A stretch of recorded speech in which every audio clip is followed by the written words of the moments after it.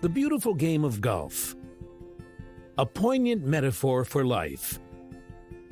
A battle against the forces of nature and the self. And to Dad, it's his favorite relaxation. Golf remains one of the greatest tests of control. To block out one's emotions and achieve a psychophysical harmony that maximizes precision and power. Bad luck. Stick and ball games have existed for centuries, but what we now know as the modern game of golf originated in Scotland during the Middle Ages. It spread throughout the United Kingdom, the subsequent Empire, and the United States, booming in popularity throughout the world in the late 19th century. And the home of the game we have given to the rest of the world is St. Andrews, the royal and ancient, the parliament of golf, and the pilgrimage of its disciples, called ancient because it is ancient, and royal because if you can find all the burgesses of St. Andrews on its members' roll, you can also find the names of kings. Invented on the windy, undulating, harsh environment of the east coast of Scotland, often referred to as wasteland, golf began its transformation into the industry it is today. Worth over $80 billion. Ben Hogan, Sam Snead, Jack Nicklaus, Gary Player, and Arnold Palmer are some of the most iconic golfers ever to grace the sport, all having a part to play in its progression. But no golfer, or even sportsman, has had an impact on any sport as much as Tiger Woods. Through Tiger, the sport reached unimaginable heights. He diversified the game that had a long history of being associated as a white sport. Not only did he influence the background of golf, but the game itself, bringing unmatched power that ultimately had devastating consequences. The blueprint for arguably the greatest golfer the world has ever bore witness to was being drawn before his very existence. In the modern game, psychological and physical toughness are the key attributes to succeed. In a sport reliant on precision, where 1 centimeter is the difference to victory, control of one's emotions is paramount.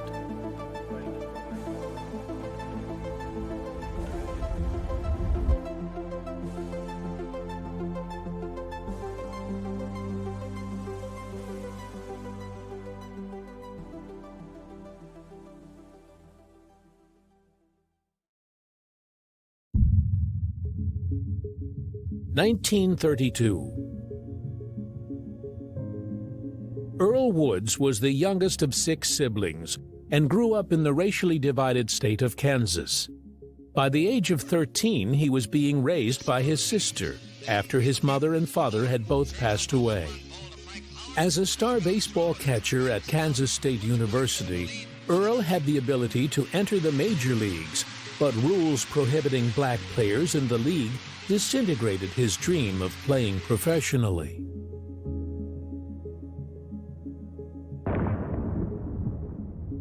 Vietnam. Feeling like it would be the only place that would accept him as an equal, Earl joined the Green Berets in 1960.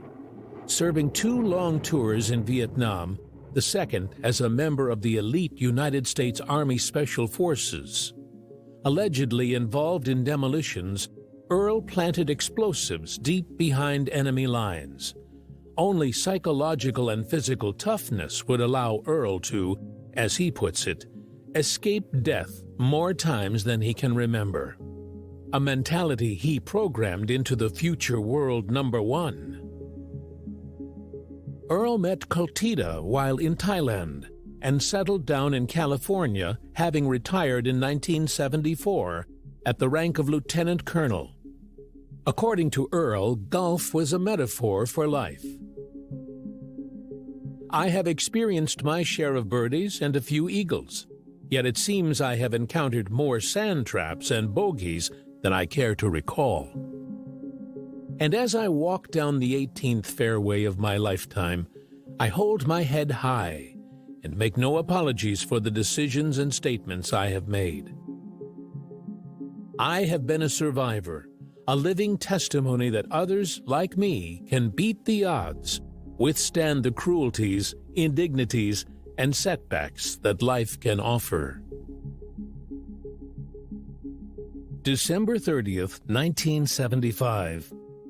Tita gave birth to her only child, and from an early age were molding him to their vision, inputting their own initials into his name. Earl and Clotilda named their son Eldrick.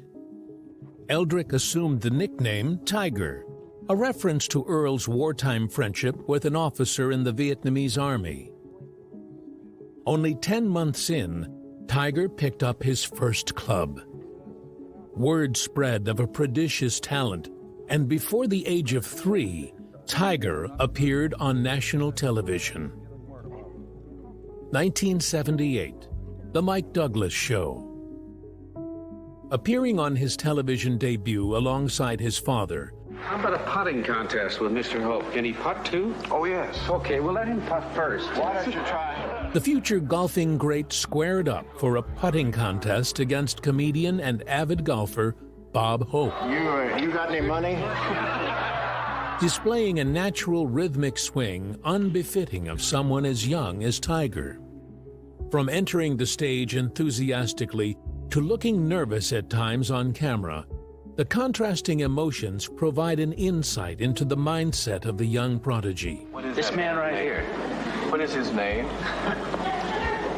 That life, according to his father, was his destiny.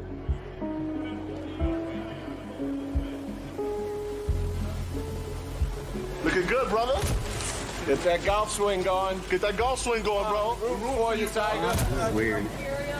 You're used to this, aren't you? Oh, you never get used to this. Really?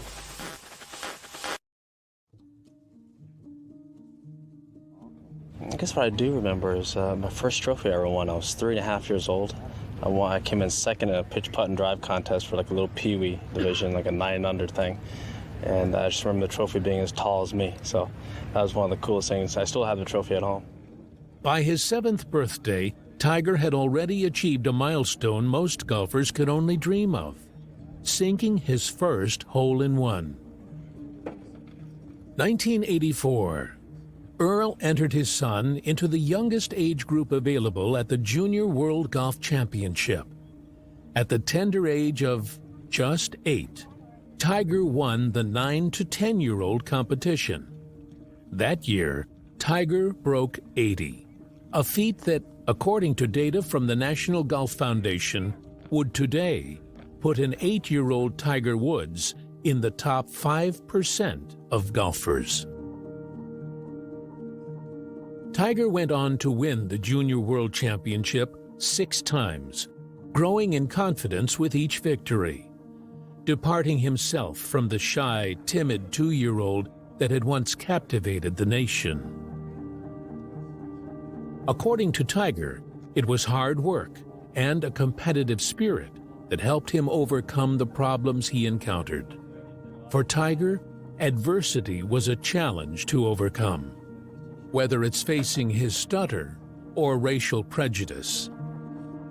Revealed in 2015 through a letter sent in response to a boy who'd contemplated suicide, Tiger wrote,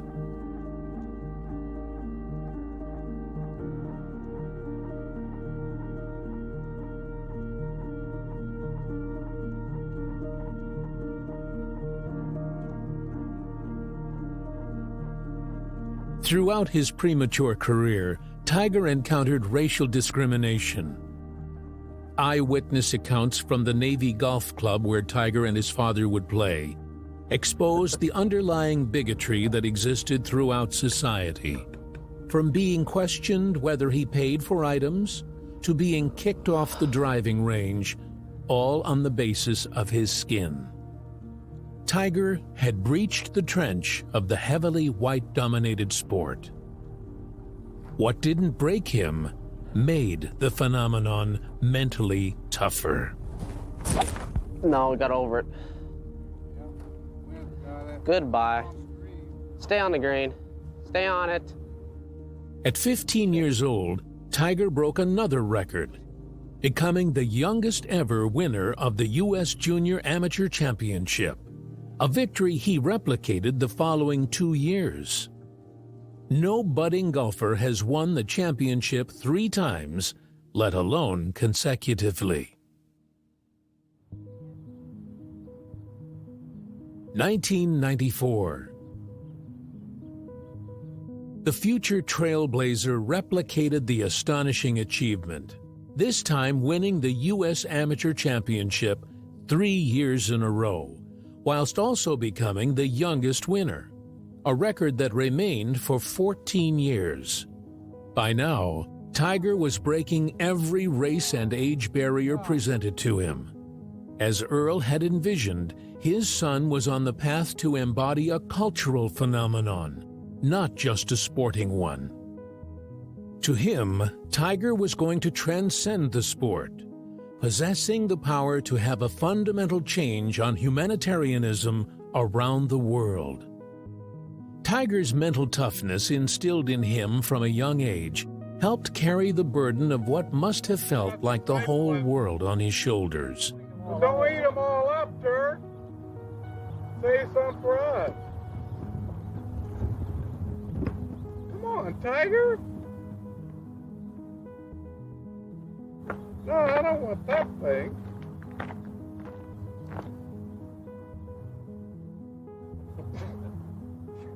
Want the biggest one? Yes, I want the biggest one.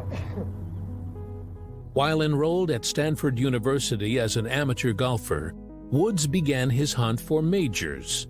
His first attempt at the Masters proved unsuccessful, but became the only amateur to make the cut. Far from reaching the potential his father had in mind, Tiger pulled out of college to commit to his profession, though his one regret was leaving college too early. What transpired next altered the landscape of the golfing industry forever. August 1996.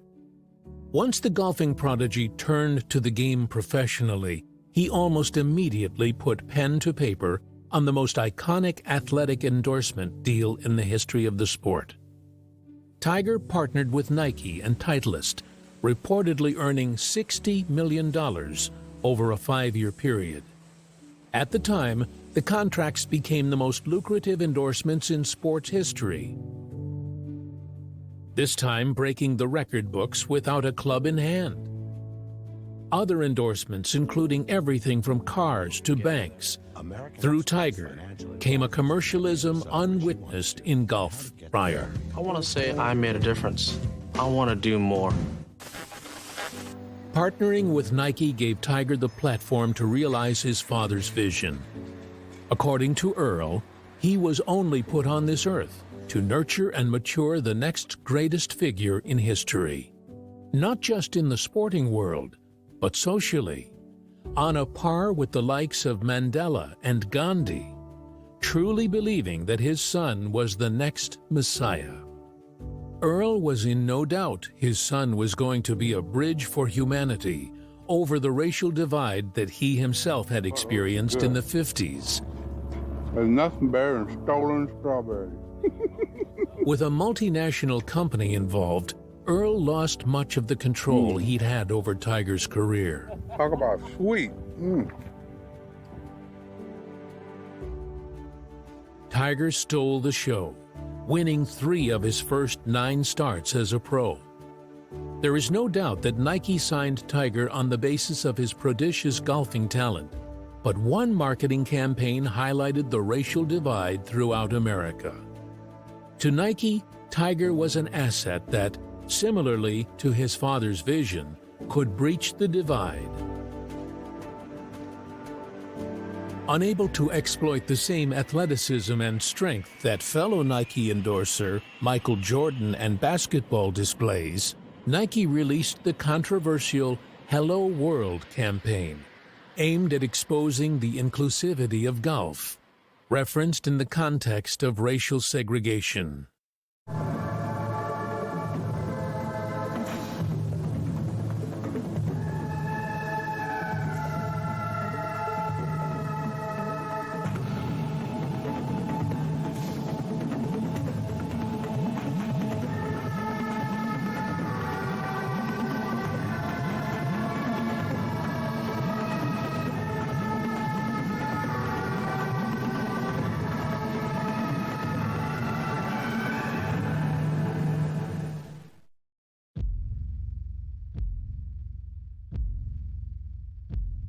April 1997. Augusta National, the Masters. On a course that has a long history of racism and classism, from rules only allowing black caddies to prohibiting black players from even entering before 1975, Tiger showed he had something to prove.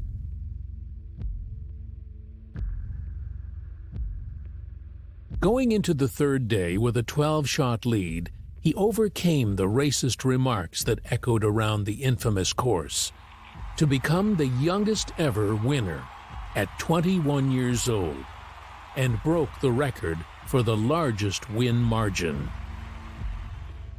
Since the win, Tiger has been credited with bringing the sport to a more diverse audience that in turn brought further wealth into the golfing industry. Golf had entered a new era. In the following decade, Woods made just shy of $770 million. That year, Tiger reached new heights, setting the benchmark for the quickest ascent to number one. He's incredible, great phenomenon, great for golf. He's just a sensational player, and as you say, a phenomenon. And a nice young fella, and I think he's doing everything the right way. He handles it very well. I think it's good, and on the other hand, well, it makes us work harder. It's an honor and a privilege that people think that highly of you. And if you're a role model, doesn't matter if you're a school teacher, police officer, or even a parent. If you're in a position to influence people in a positive way, I think you're very lucky. Played so well, winning the Masters as he did by 12 shots. Youngest player ever to do that. Of his 23 starts, he's won 7 times. It's beyond belief. The poster boy for a new multicultural America took issue with being categorized as just African American. In an interview that drew backlash, Woods disclosed to Oprah what he had identified as during his childhood. Coming from a rich ethnic background, Tiger didn't want to deny his mother's Asian heritage. His response provided an insight into the mentality of the world number one. Unrestricted by labels, he recategorized himself to his own belief. A similar ethos he used for his golf game. Can we get this straight? What do you call yourself? Do you call yourself African American? I know you are. Your father's half black, quarter Chinese, quarter American Indian, mother's half Thai, quarter Chinese, and quarter white. So you are, that's why you America's son. Yeah. You are America's son. A little funny thing is, growing up, I came up with this name. I'm a Cablinasian. A Cablinasian.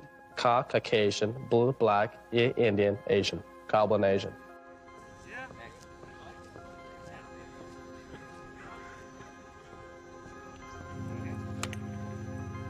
Golf is basically a microcosm of life. It's amazing the full array of emotions that one person has to go through in one round of golf. Also, all the things that they have to endure just to become a good player.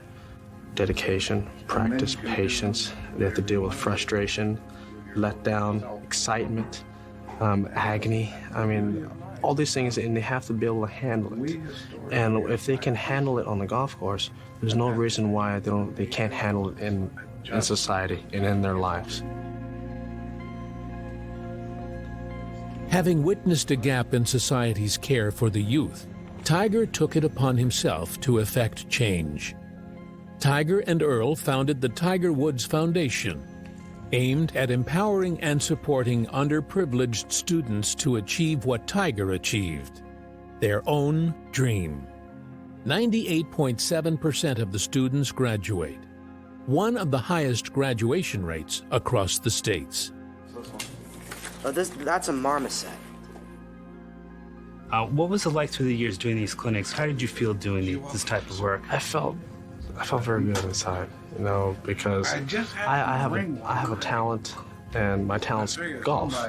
And it's amazing the smile these kids get when they see someone their age, or maybe even in my case when I first started, younger than them, being able to hit the ball the way I do. And you know, they play the game, or they never even tried the game, say, ooh, you know, if he can do that, I can do it. And it gives them hope that they can play something that you don't have to be physically built like a football player. You don't have to be physically gifted in that regard. All you need to do is just have a club with some dedications, and off you go. 1998, Tiger established the Tiger Jam, a way to collect more charitable donations. Not only was the foundation aimed at raising money for educational purposes, but also for exposing golf to the younger, more diverse generations, to further dismantle the taboo of exclusivity within the industry. Well, obviously this is a very big night for us. It's something we've never done before. I never thought in my wildest dreams we'd be doing this soon, and to this magnitude, with the quality of people who will be performing. Our Tiger Woods Foundation is now spread out to the point where we're moving, we're growing, and at a pace that's pretty quick. And we're doing some things that are very unusual in our sport.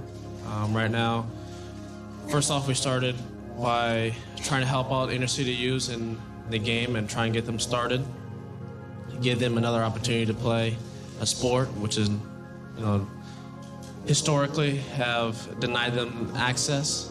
And we're actually moving past that now. We're actually going on beyond golf, and we're now into a realm in which we're now helping kids with education. It teaches them priorities, and education is definitely a priority, and it should be a priority over anything else, and including sports. So that's where we're headed towards. We're moving, we're growing, as I said, and we're expanding, and it's a beautiful ride. We're also addressing parent-child relationships and trying to improve the understanding and the cooperation that exists between a parent and a child. Ultimately, what we'd like to do is to break these cycles. And you know what they are: the welfare cycle, the abuse cycle, and it goes on and on.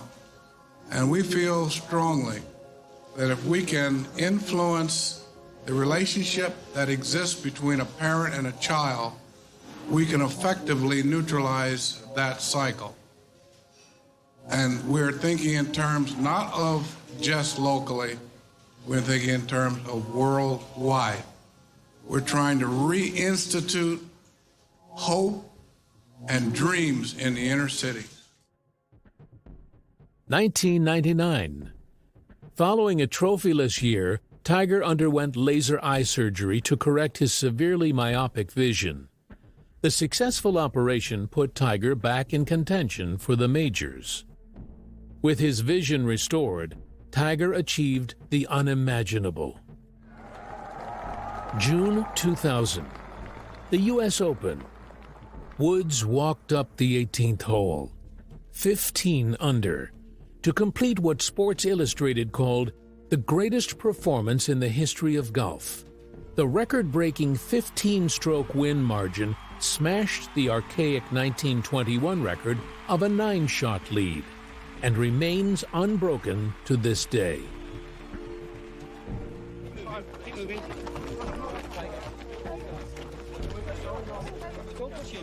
Now at his peak, Tiger went into the British Open and PGA Championships with confidence. I'm going to go out there and try my best, and it's just kind of neat having it at St. Andrews because I think, in my opinion, this is the oldest championship. I don't see why they don't play it here every year.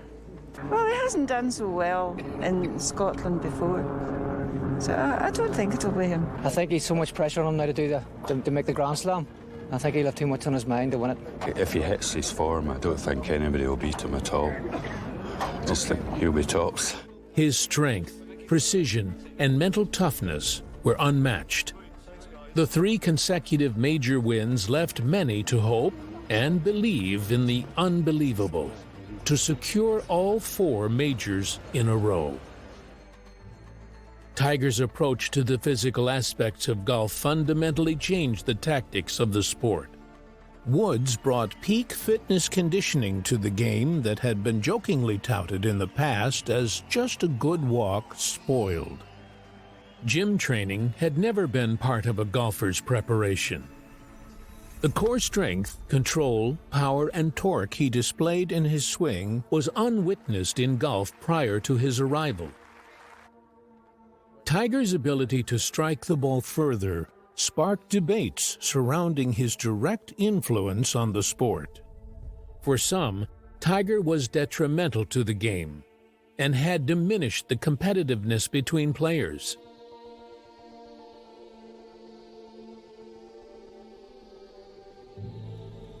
At his peak, Tiger was unplayable. Stats showed that players played better without Woods in the competition. In an effort to reduce the advantage that powerful golfers possessed, iconic courses throughout America began to increase the yardage of holes, quicken the greens, and add more obstacles, doing all they could to level the playing field. Was that going to stop Tiger?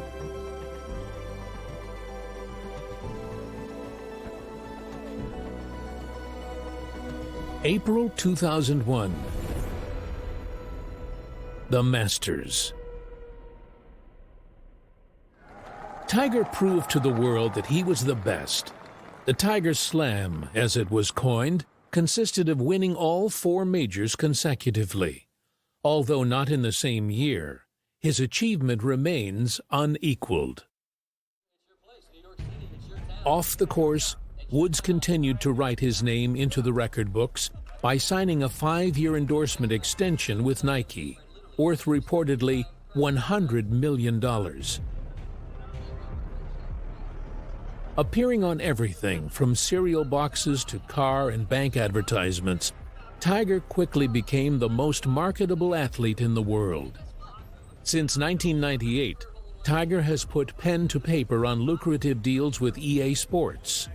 Not only was he seen on every broadcast and billboard, kids and adults alike could now embody their idol in digital avatar form.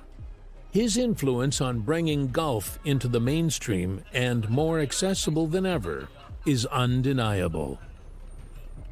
As his bank accounts grew, so did the distance between him and his father.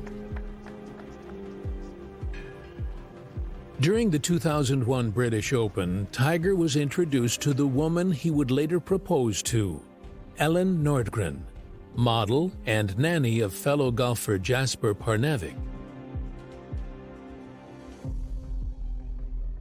Barbados, October 2004. Hunted by the paparazzi, the couple recited their vows in a lavish sunset ceremony. But privacy for arguably the most influential sports star alive is hard to come by.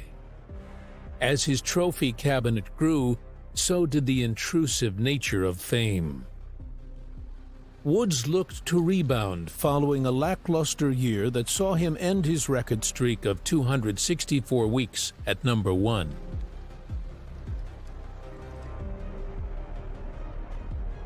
(2005) The Masters. Woods produced a master stroke that sent Nike directors into ecstasy. The almost impossible shot gave birth to one of the most memorable Nike marketing campaigns and helped secure his 4th green jacket. Oh my goodness.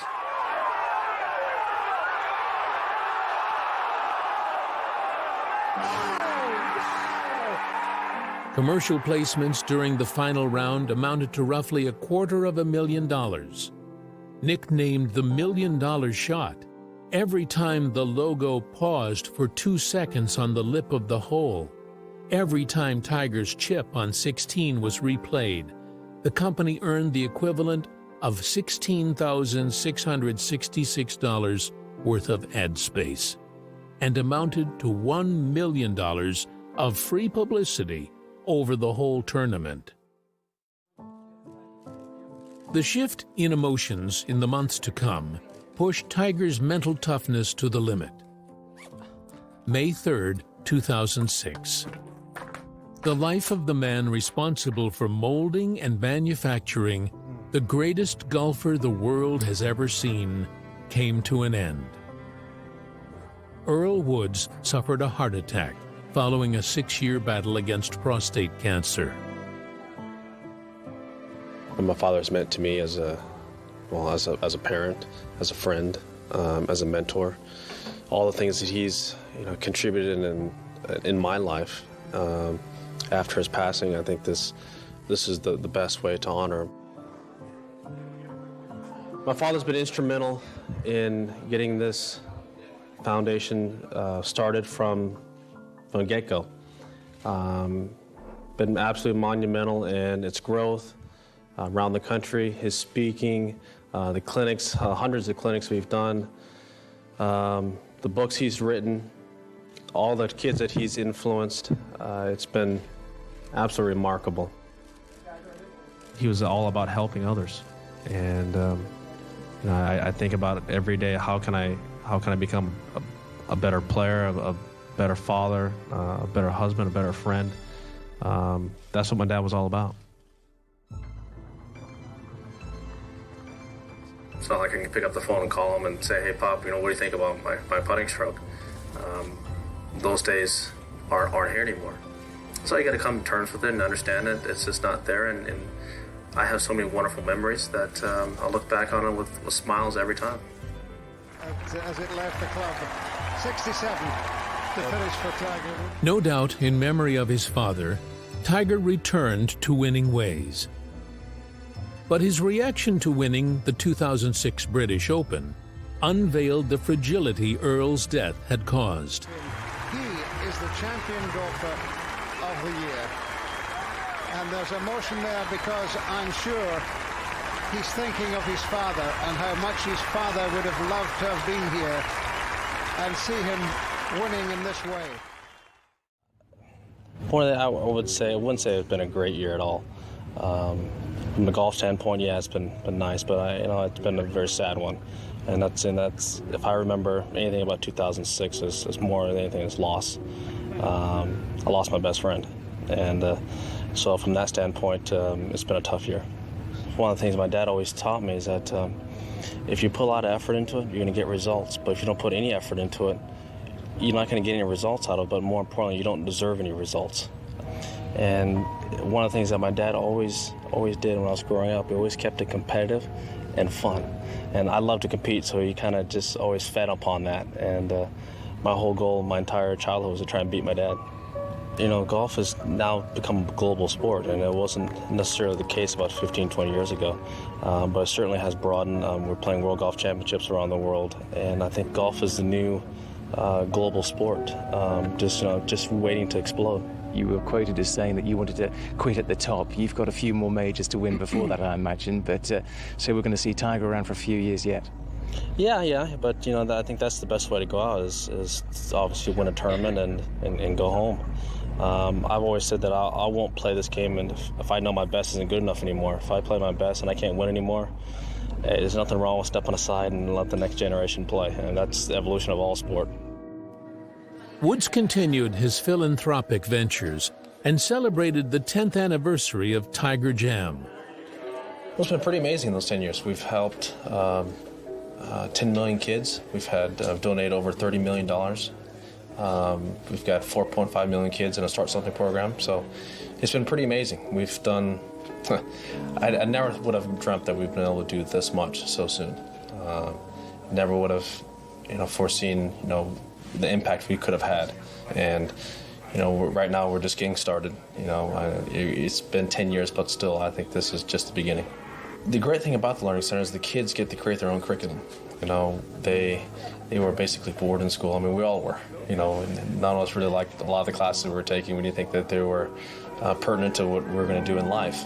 But these kids wanted to learn something that they thought they can incorporate and use down the road. So, hence, we have the subjects of CSI, forensic science, making CDs, recording engineering.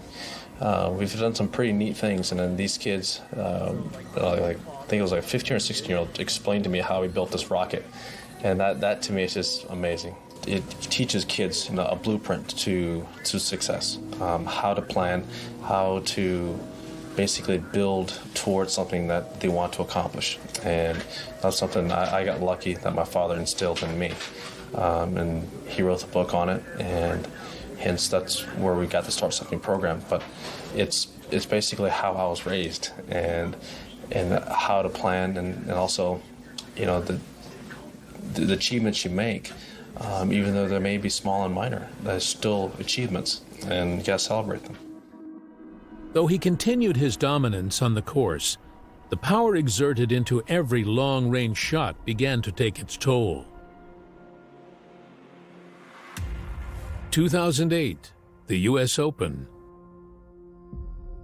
Tiger's most unlikely victory.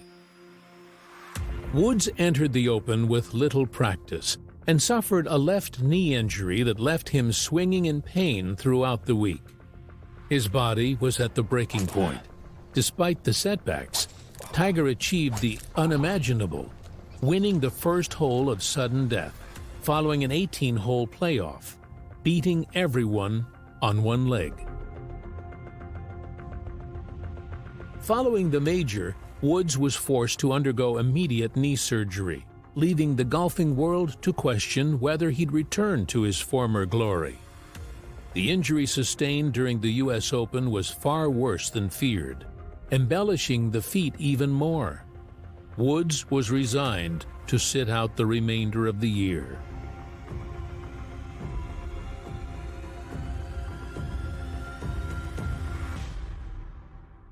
Golf was missing something.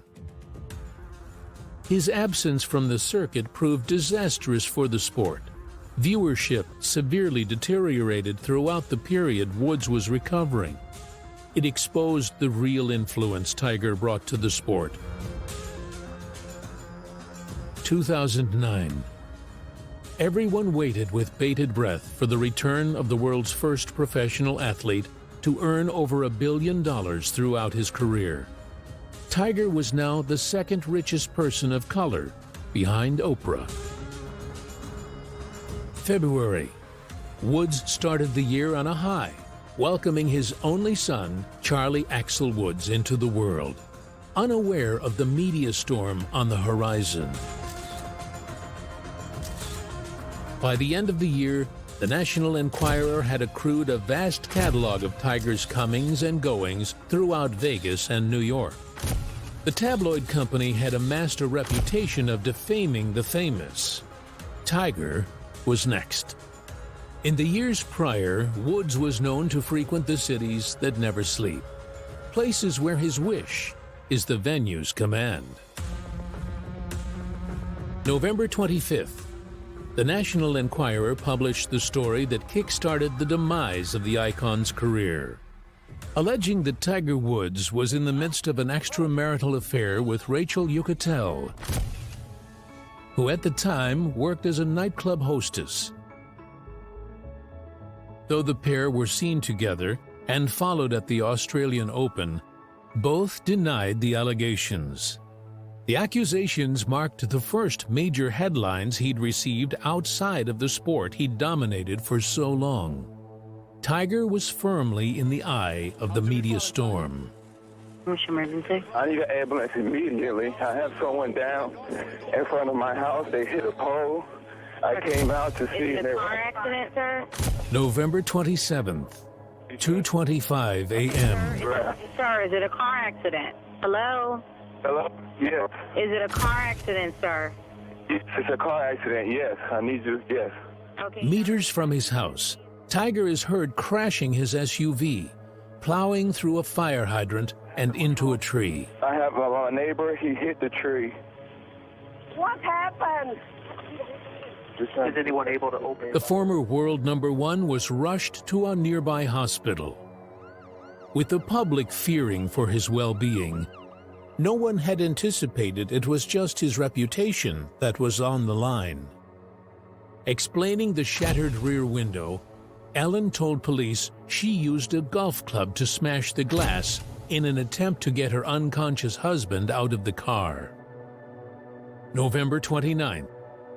Having been unavailable 2 days in a row, police attempt to finally interview Woods about the crash, but received limited time, fueling the rumor mill. Turbocharged by the tabloid press, Tiger's private life was now America's favorite drama. He featured on almost every news bulletin and front cover in the country. December 2nd. Claims of a second affair with the golfer are revealed in an Us Weekly article. The floodgates opened. By the end of the saga, over 14 women claimed infidelity. The squeaky clean image was now stained. Probably thought he was a better guy than he is then, and I would probably just have to apologize to her and hope she uses a driver next time and then a 3-iron, I would say. Companies began to cut ties with the newly damaged poster boy of world golf.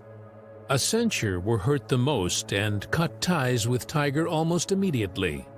The company's old advertisement slogans took on new meanings following the scandal. The affairs were rumored to cost the shareholders of companies affiliated to Woods up to $12 billion. December 11th. Woods announced he's taking an indefinite break from the game.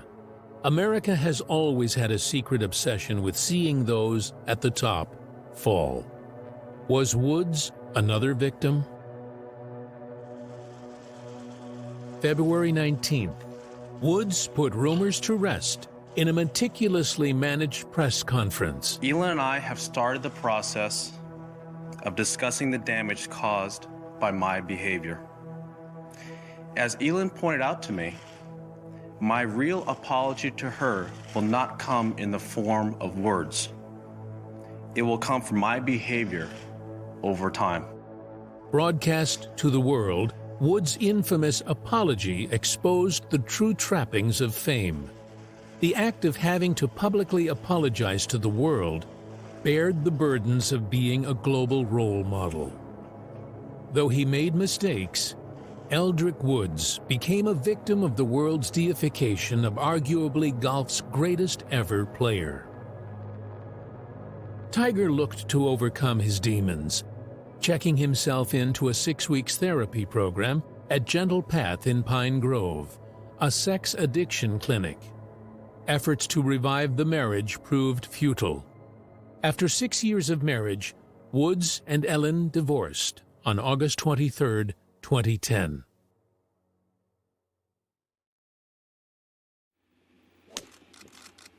Woods made his return to golf at the 2010 Masters. Tiger displayed the mental toughness his father had instilled in him, fighting through the negativity to secure fourth, taking another step on the route to restoring his reputation. Tiger proved the critics wrong, bouncing back from the scandal that had almost destroyed him, to reclaim his footing as the world's highest-paid sports star, earning in the region of $80 million. 2016, the 20th anniversary of the Tiger Woods Foundation. He continued to make an impact off the course. To be honest with you, it's hard to imagine that, one, it's been 20 years and how far we've come in 20 years and the transitions we've made from being a golf-based foundation to now an educational-based foundation.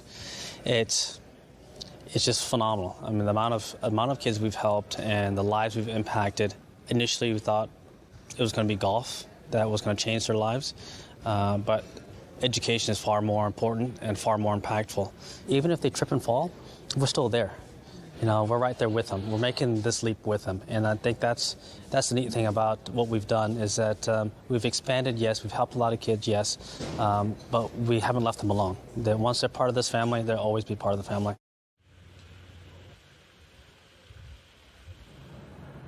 I feel like I'm playing well.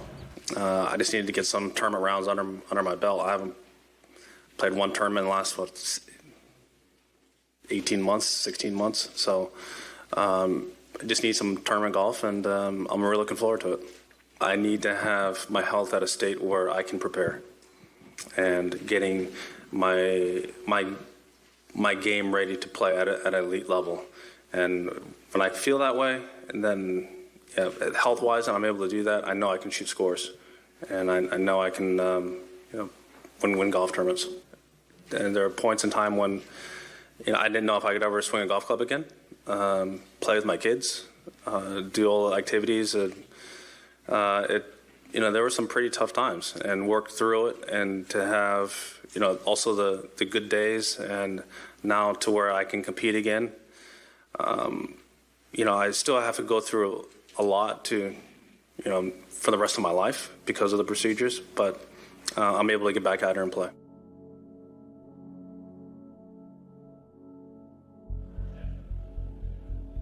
Events the following year supplied the tabloids with ammunition. May 29th, 2017, 3 a.m. Tiger was found asleep at the wheel of a stationary car. Jupiter Island, Florida. Tiger pleaded guilty to reckless driving. He received a year of probation, was fined $250, and ordered to undergo 50 hours of community service along with regular drug tests. If anyone had the mental toughness to come back, both physically and mentally, it was Earl's son.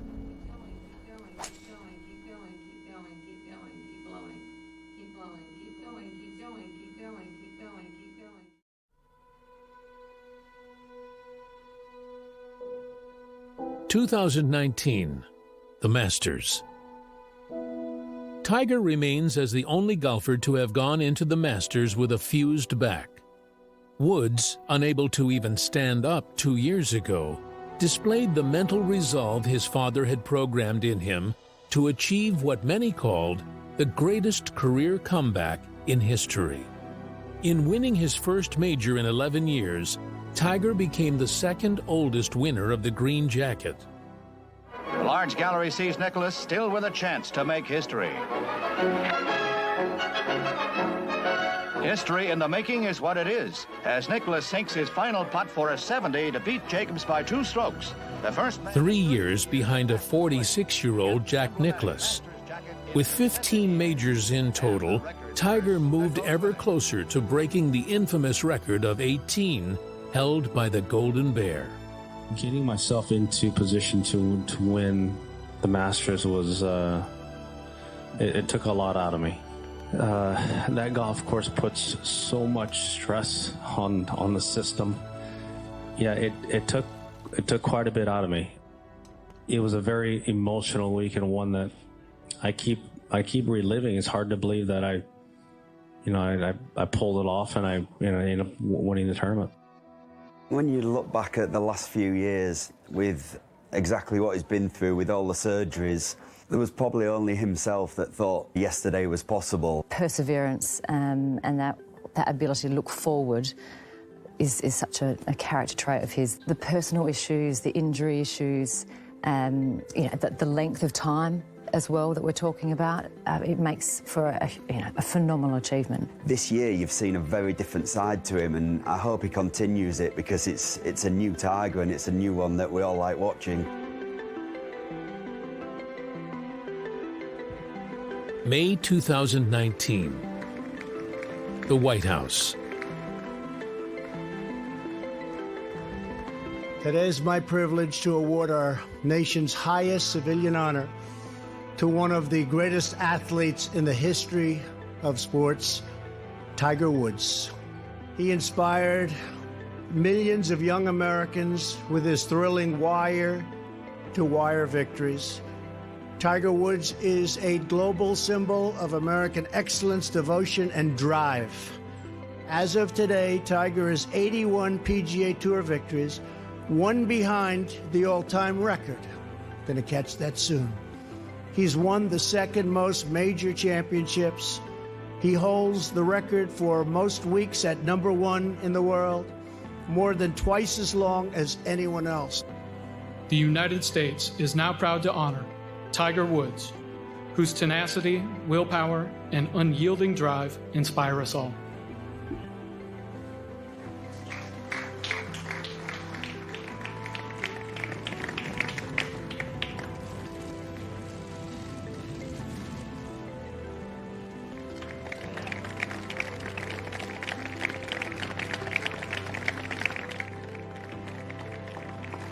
Thank you, Mr. President. Thank you.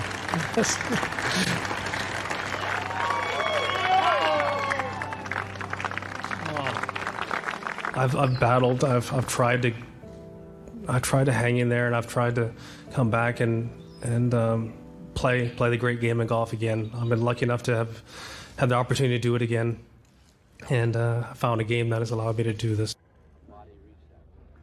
Back in a more positive light, Tiger pursued his search for major titles. I made a conscious effort to cut back on my schedule to make sure that I don't play too much. I want to play here as long as I possibly can, and you have to understand that if I play a lot, that I won't be out here that long. Japan, 2019. さてタイガー・ウッズ選手、今もう皆さんね分かっていらっしゃると思いますけれども。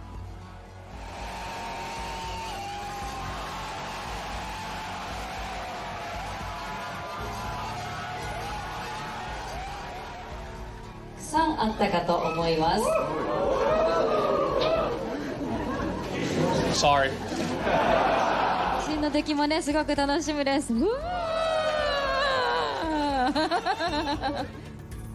タイガー・ウッズ選手、はじめまして、スケボーをやっている西村碧です。Tiger revealed his intentions for the coming years.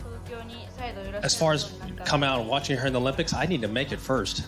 Hopefully I can qualify, and hopefully I can be here and represent the United States. But tragedy struck.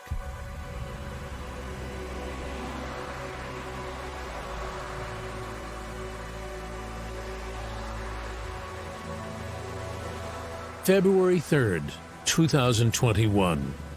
Rancho Palos Verdes, California. Fans waited nervously as news trickled through the airwaves that Tiger Woods was involved in another single-car accident. Traveling north along Hawthorne Boulevard, the car mounted the curb and rolled. Early morning breaking news revealed the extent of the damage.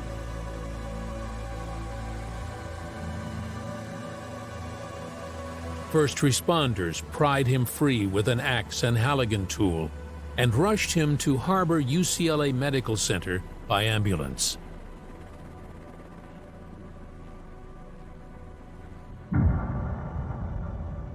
The accident left Tiger with compound fractures.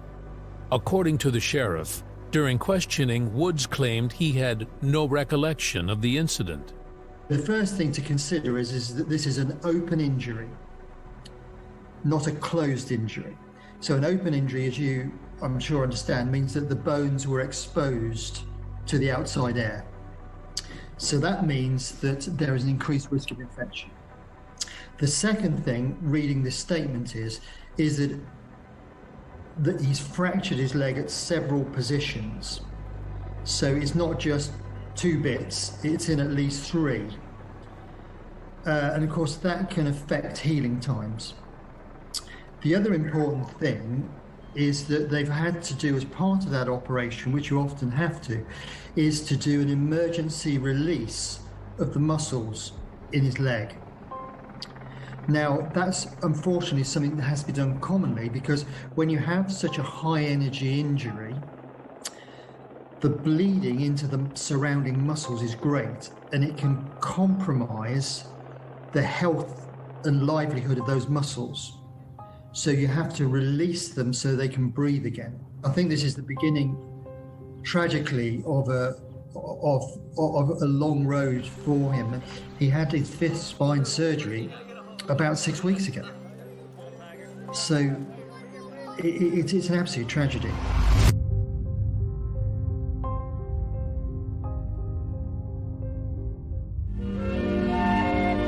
The story of little Ben Hogan, the giant killer, can easily be boiled down to a pair of character traits, persistence and determination. Well stocked with both, Hogan was to become one of the most feared competitors on the golfing links of the world. Starting out life as a natural left-hander, Ben was forced to change to being a righty for the simple reason that he was not able to afford a more expensive set of left-hand clubs. But obstacles like that to the contrary, Ben Hogan at the age of 28 in 1940 found himself as the leading money winner of the nation. That year, he had managed to garner a little over $10,000 in prize money. But it wasn't until 1942 that he was to win his first major tournament. With America at war, the annual Professional National Open gave way to what was known as the Hail America Tournament in Chicago that year. Little Ben, in the midst of such awesome opponents as Lawson Little and Jimmy DeMeritt, forged to the front with a fantastically low 271 strokes. An auto accident in 1949 found the mighty might of golfdom in a hospital. Doctors despaired of his ever being able to walk again. But Hogan's determination found him on the links of the Riviera Country Club for the Los Angeles Open just 1 year later. At the age of 37, the Texas golfer was trying a comeback. No one will ever know the agonies that little Ben faced during the days of that important tournament. But he matched the others stroke for stroke. Nothing unusual about that, though. He had been battling overwhelming odds for as long as he could remember. When the 72 holes had been played, Hogan and Sammy Snead were tied for first place. Although little Ben was to lose the playoff to Snead, the moral victory was his. He had proved his doctors and the rest of the sporting world wrong. Ben Hogan, the giant killer, had returned to the link wars, a little bloody but still unbound. An accident that would have stopped almost any other man in his tracks had been taken in stride by the little man with a golf club in his hand. He fought his way back to the top of the athletes who strode the greens and fairways. Ben Hogan, truly a giant killer. Can he make another comeback reminiscent of Ben Hogan? That accident left doctors fearing he may never walk again. Will history be repeated? Despite the endless negativity surrounding Woods' private life, he has undoubtedly had the greatest effect of any sportsman on any sport in the modern era. He single-handedly transformed the perception of golf, opening the industry up to a new wave of youth and diversity, in a sport famed for being archaic, white, and middle class. He forced a new approach to athleticism, driving the ball further and more consistent than ever. Few sports have solely been affected by one participant. His dominance even necessitated the implementation of measures to make the game more fair, a farcical idea in professional sport. Though mistakes were made, the commerciality and global influence he still possesses is hard matched. Whether he is able to return to the tour or not, Tiger will remain an icon in the annals of sporting history forever.